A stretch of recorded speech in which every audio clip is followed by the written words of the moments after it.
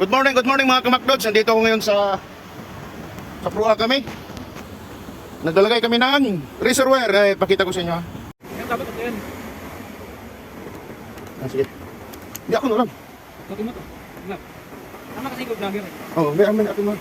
Dito po kami sa high-rise area. Nagkakabit kami ng razor wire para sa mag-approach na pirata para di sila makakakyat.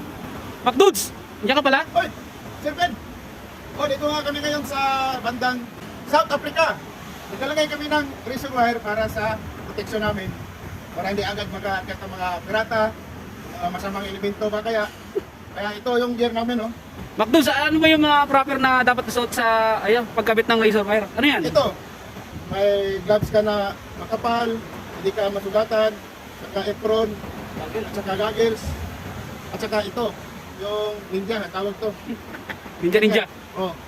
Kaya, ang sabi ng kumpanya, Proper ito ang PPA. Proper PPA. Okay. Kaya, tawagin mo na si Bosog kung anong sabi. Boss, Ano masabi mo, boss? ito yung boss namin na taga Bicol. Okay. Number 1. Number 1. Tapos, boss, ano bang masasabi mo sa ngayon? Na ginagawa namin? Ayos lang yan kasi para sa safety natin lahat yan. Delikado, mamaya may pinata dyan. Para habang hindi pa tayo dumadating, ready na tayo.